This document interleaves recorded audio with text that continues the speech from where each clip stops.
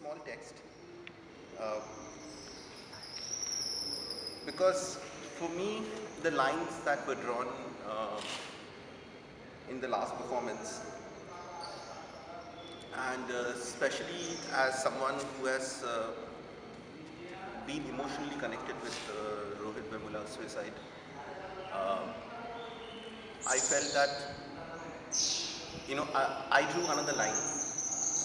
Like for me, the Savarnas look at the Dalits as blood, you know, and like impure blood, and the Savarnas would gladly have leeches suck out the Dalits.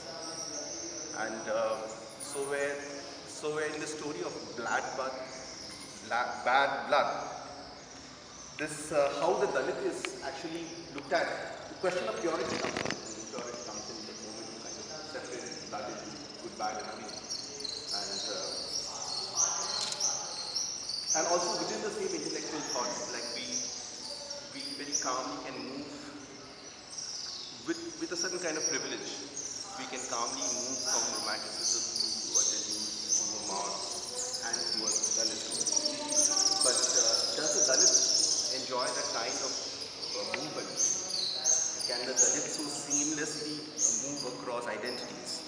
And what happens when the Dalit tries to move across identities? So this poem is actually in reference to the suicide note of Rohit Vemula. It's titled Many Deaths of Rohit Vemula. It was written about 2 years ago, February 2016. The first death came from the first blow came from his comrades. Realizing that his struggles meant nothing to his Marxist brothers, he moved further left. That was some years ago.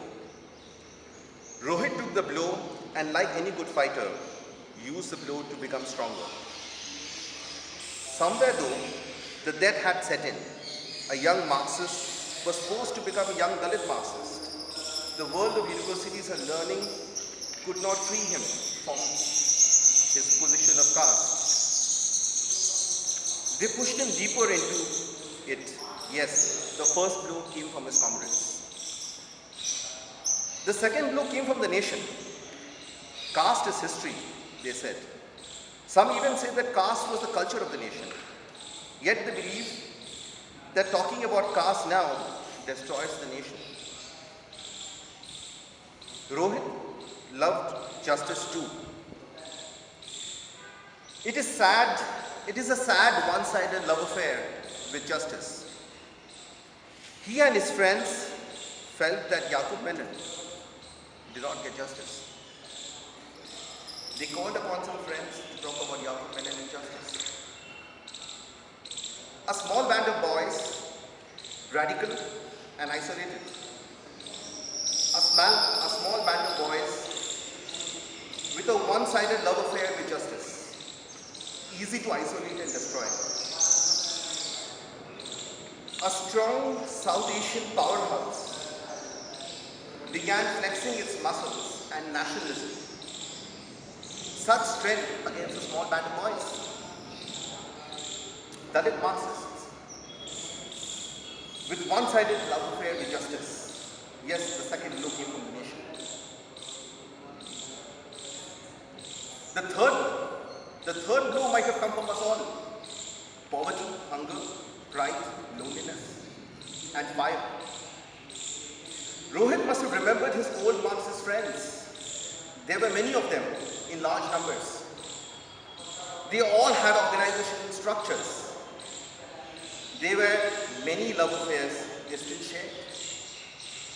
But they were still silent, busy with their grand struggle against capitalism.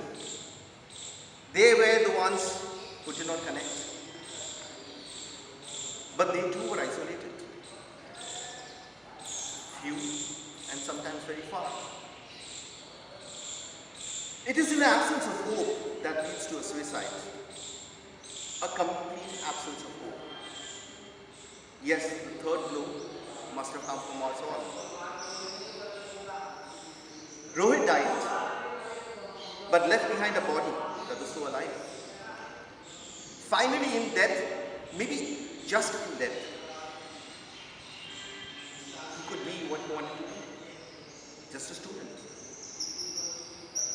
Bright, young, political. But just a student who was bright, young, political and hounded by institutions.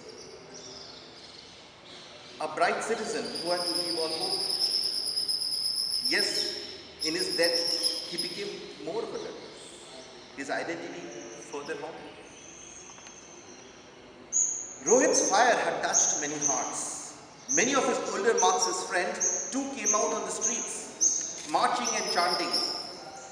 They brought out their own battles. Fascism, capitalism won over Rohit again. The Dalit had just become a body through which larger upper caste battles were being fought. The final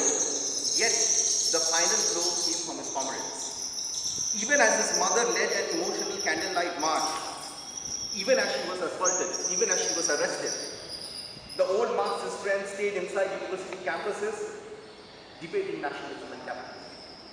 Yes, the final was arrest of his comrades. The old Marxist friends stayed inside university campuses debating nationalism and capitalism. Yes, the final blow came from his comrades.